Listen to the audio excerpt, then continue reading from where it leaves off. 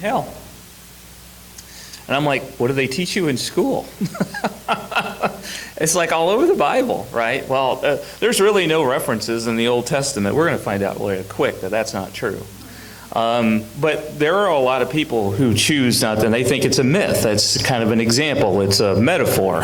It doesn't actually exist. And partly the reason they say that is because God doesn't make a big deal about this early on. But I think they misunderstand. God slowly reveals himself, right? So in the Old Testament, it's the New Testament concealed, and the New Testament, it's the Old Testament revealed. Those two are linked hand in hand.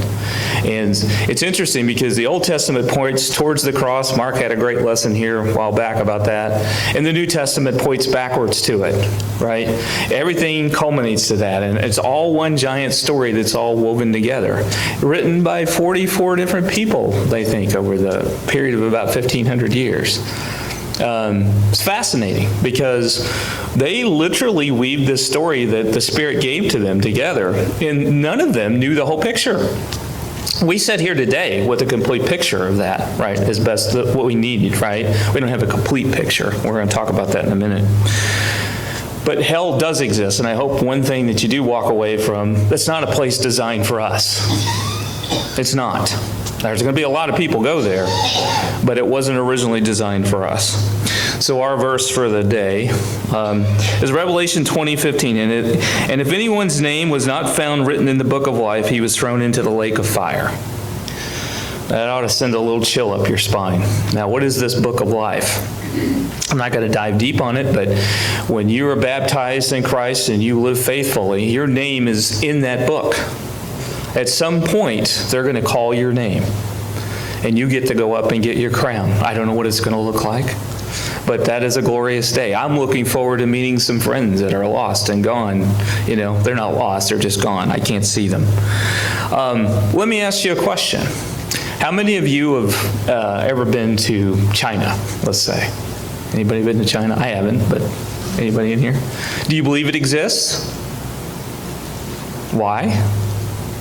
Because you see, well, you've seen pictures of it, right? You've seen movies, people talk about it, right? So there's a lot of things in our lives that we accept as fact, but we haven't actually seen it in person.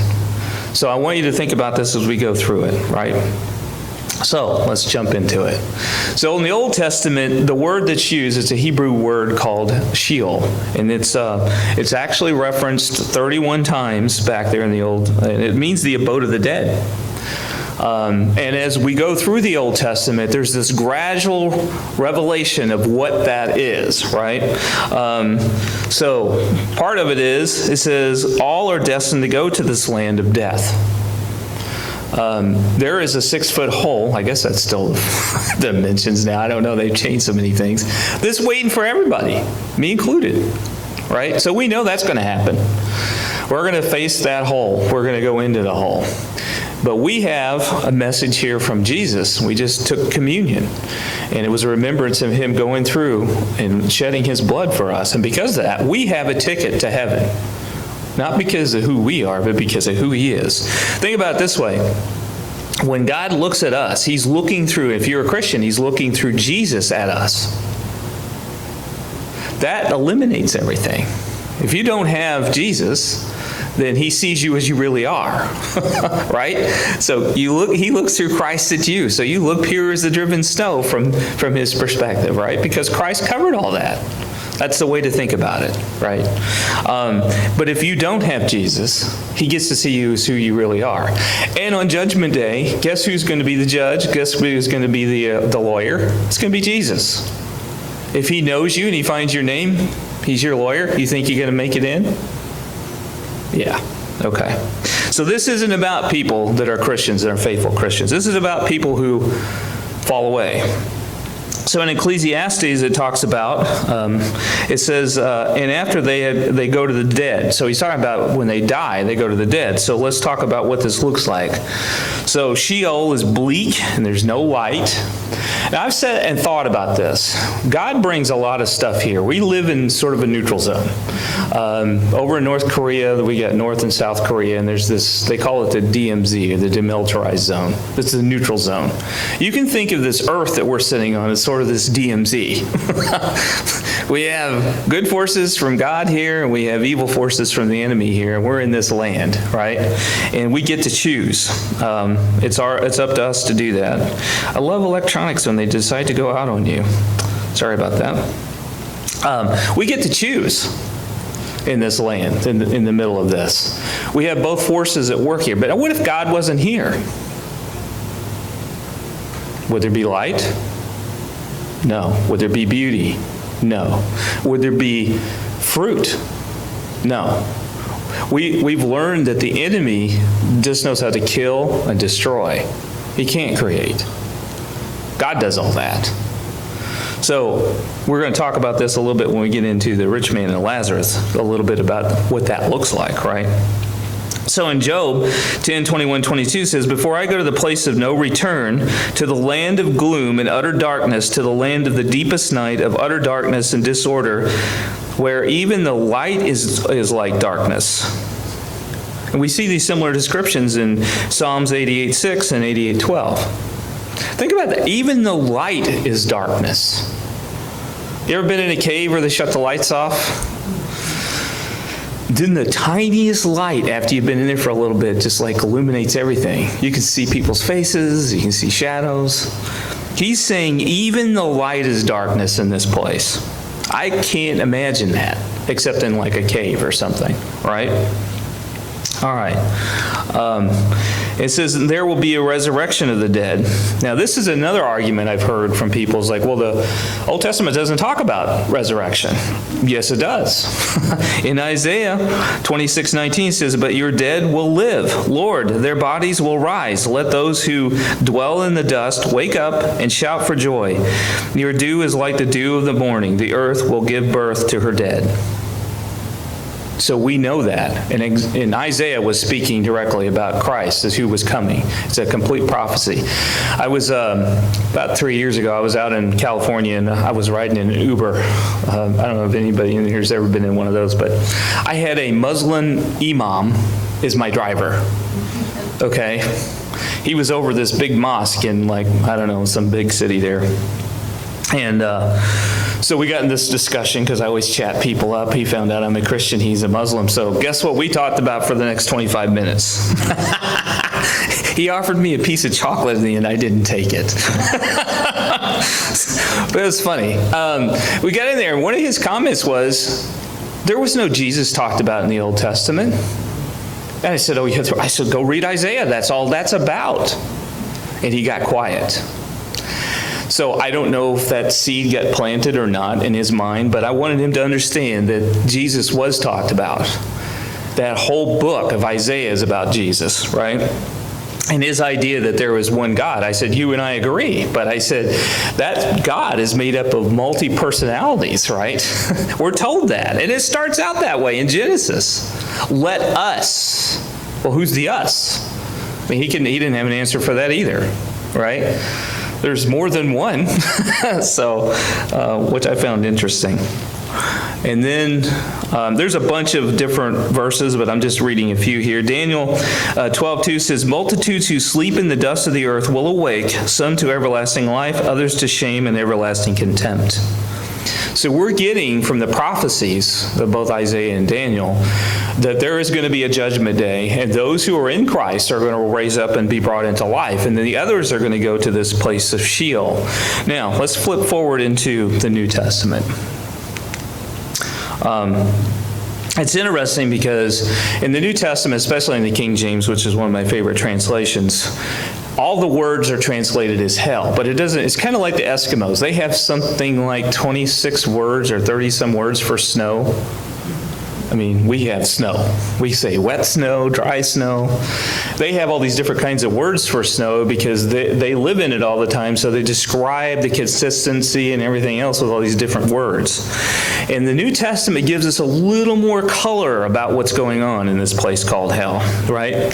So the first word, there's 3 words there, and they're used 23 times. Now that's another thing that you might want to mark down.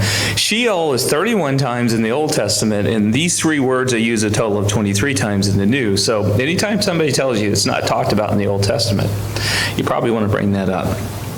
So the first word is Hades. If you're a student of Greek mythology, Hades was a person. He was the son of Cronus and Rhea, if you go read this. And he was the king of the underworld. That's how that term came into being. And in the ancient Greek, this religion and myth, he was the god of the dead. Right? Now, we were talking, I think this was last Sunday, I'm not going to get into this today, but it's probably a good lesson in the future at some point. Jude is a great book. It's got 1 chapter. There's a lot of stuff in there that you're like, what? And in one passage in there, we have Michael the archangel fighting with Satan over Moses' body. And it just casually mentions that. And you're like, what? Do you ever read through something and you go, what in the world? What's going on here? So we get a little bit of insight into what's happening in the spiritual world, right? And so this kind of idea of Hades, this underworld, is giving us a picture. And so these terms, Hades, was borrowed from the Greeks to help them visualize what was going on. So that was one thing.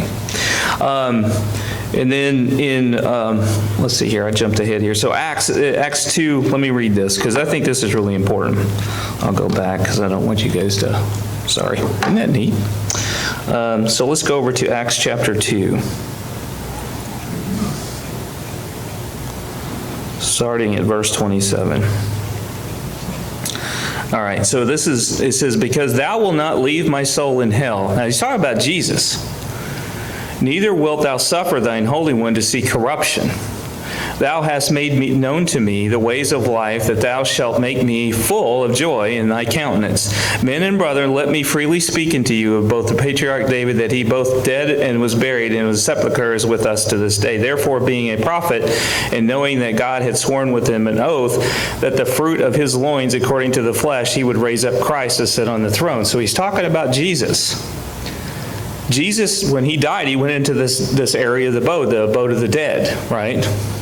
And I'm not going to get too deeply into that, but he's saying, we're not going to leave him there, which he didn't get left there, right? He was raised from the dead. So this abode of the dead, Hades, there's really 2 parts to this, at least. And there's some argument as to whether, and we'll get into this in a second here. Let's just go ahead and jump into it. With the rich man and the Lazarus. And I think this kind of gives you a picture of what's going on inside of Hades. So if you'll jump over to Luke 16.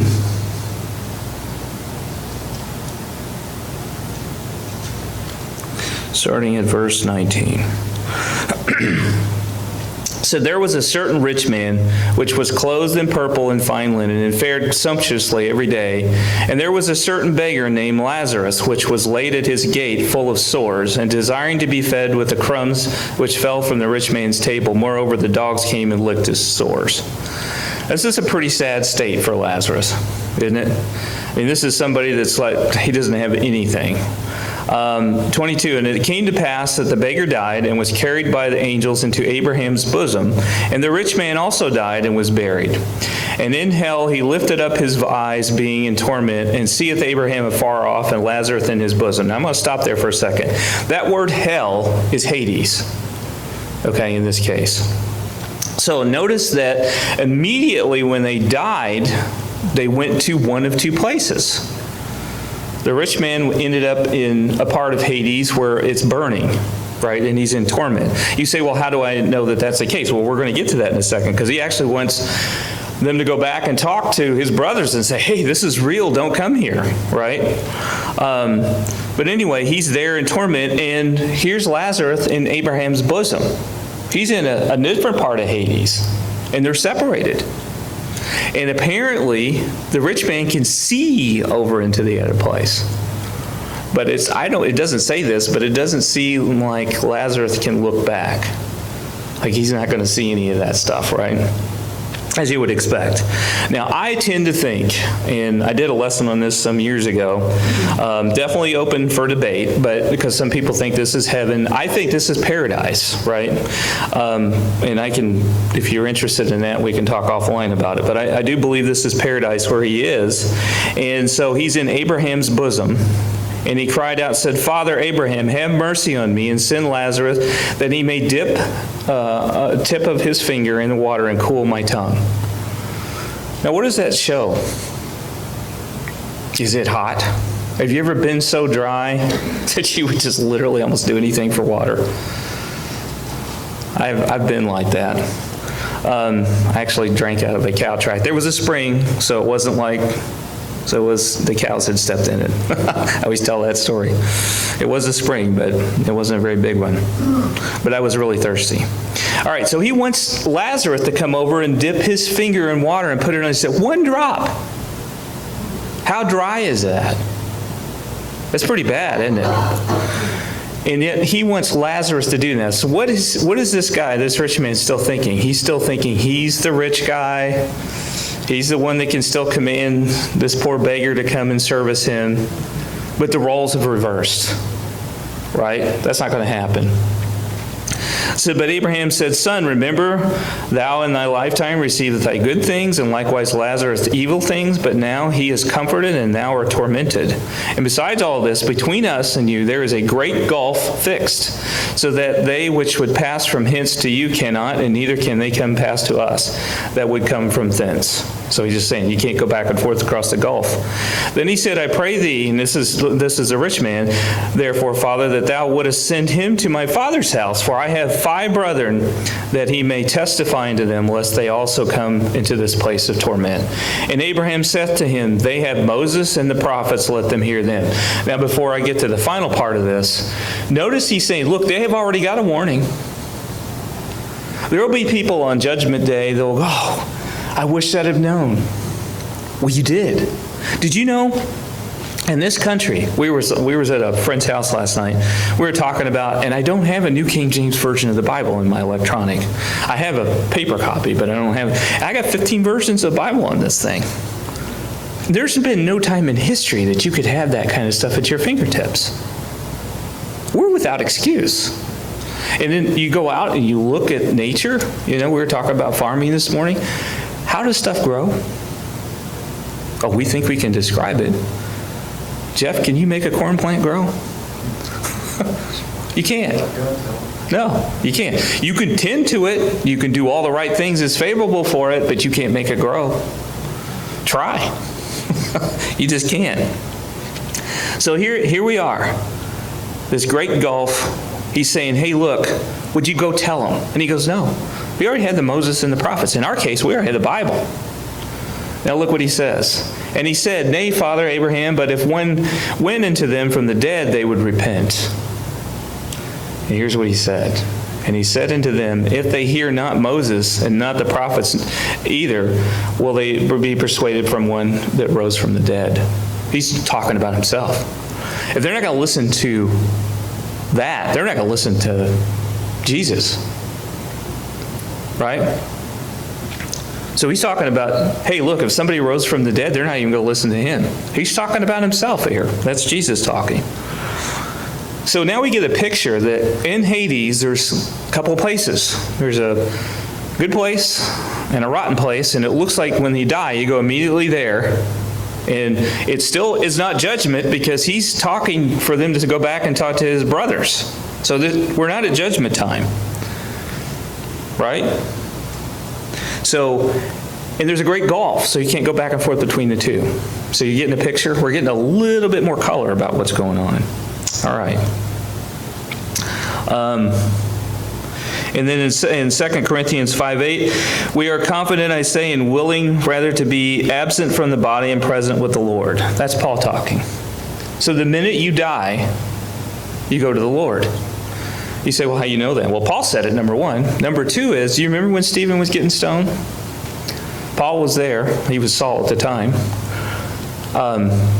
Stephen looked up, and while they were stoning him, which I don't know that he even felt this. He looked up and he could see the Father on the throne. And he started talking about that, and they got riled up more. So as he was dying, he could see heaven. He could see into the Father on the throne and Jesus and the angels and the throng. So death for us should be while we really miss the ones we love. At the same time, as a Christian, you're getting translated. This should be a joyous occasion, right? It's not for the ones left behind, but for the one going, it's a very joyous occasion, right? All right, and Jesus desired that we be with him. And here's another thing he said, and this is, by the way, everybody quotes the prayer that Jesus taught his disciples, but John 17, if you go read that chapter, that's a prayer to his Father, and that is a prayer of prayers, that whole chapter. But here's a little piece out of it. He said, Father, I will that they also whom thou hast given me be with me where I am, that they may behold my glory, which thou hast given me, for thou lovest me before the foundation of the world. So he's saying, look, I want them to come and be with me. He's desiring us to be with him. He longs for us to be in his presence. That should give you some joy, right? Especially if things are not going well or whatever, and we're facing things. So this idea that when we die, we go into the present, his presence. That's a very joyful thing. If you don't have Jesus, though, look at the other side of this. You immediately go into torment, right? All right. So the next word is Gehenna. Now this is an interesting word. Gehenna is really kind of an English transliteration of a word that's also a transliteration of a Hebrew word. And it's really the valley that's south of Jerusalem. And they used to throw all their refuse there, right? So it was filled with, it was always burning because people are always throwing garbage there. It was always on fire. And they had these flies over there that eat live flesh. I know that sounds nasty, but they do. And he's pointing this out when he talks about Gehenna. We'll get into that in a second.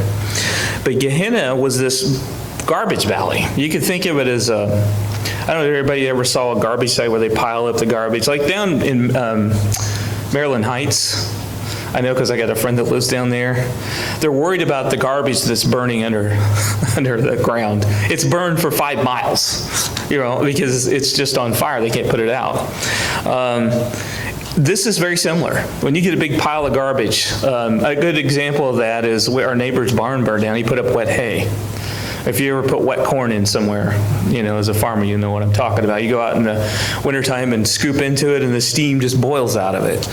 We had a baler one time. We had a couple of hay bales in it, and we needed to do something to it. It got rained on, so we didn't get it out. So we went, and it was just 2 days later, we went to pull the hay out, and it was already too hot to touch.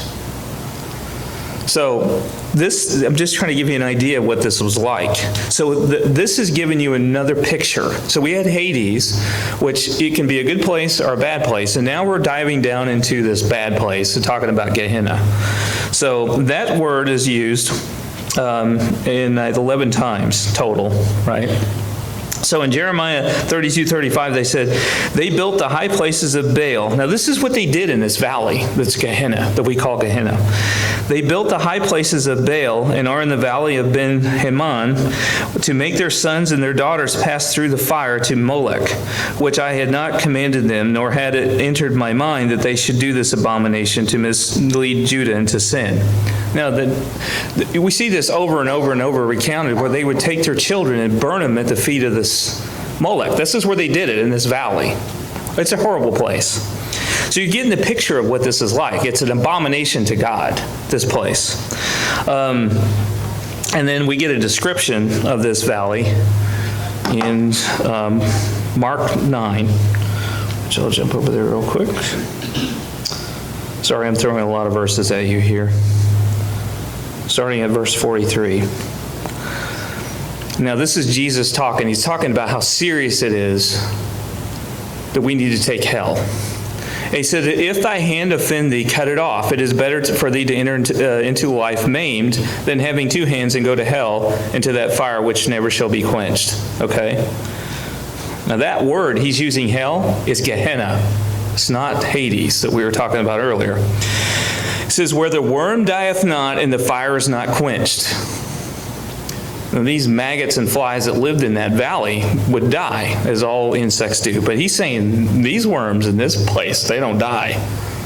They just, can you imagine being eaten by something like that? I mean, it's a horrible description.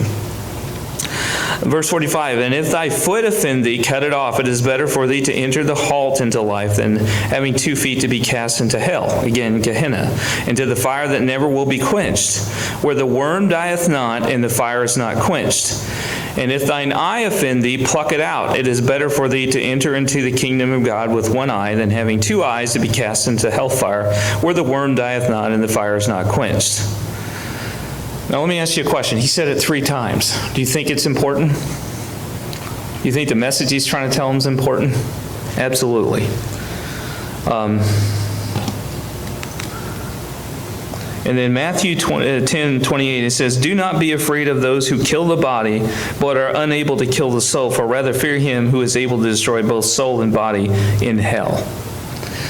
And that's talking about Gehenna. Now there's one final word that's used. And this is the one that I was referencing earlier. And it is called Tartarus. And it's only used once. And this is something that I've thought about this a lot, and I don't understand it. You know, when you think about the angels that are in God's presence, and then they decided to follow Satan and revolt against God. You sit and you go, how could you be in his presence and do that? But then I look back at the garden, and what did Adam and Eve do? They were in God's presence, and they did the same thing, right? So, and I'm satisfied, as terrible as this is, if I was there, I would think I wouldn't do it, but I probably would. I mean, because I have the same nature as Adam does, right? So this place, Tartarus, it's a place of torment, and it's designed for fallen angels. It wasn't even created for us. This is yet another pit below that, right? In a minute we'll talk about this. A bottomless pit. And this place was designed for the fallen angels, not for us. But guess what? If we revolt against God, this is a real item for us too.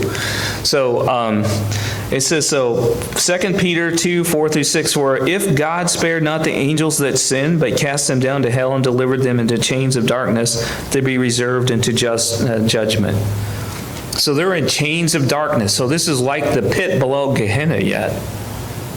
So you're starting to get this picture of Hades, where you get, or Sheol, it's the same thing, where you've got a paradise on one side, and you get this place of torment on the other side, and then we start to learn about that place of torment, this Gehenna, right? And then you learn about this pit.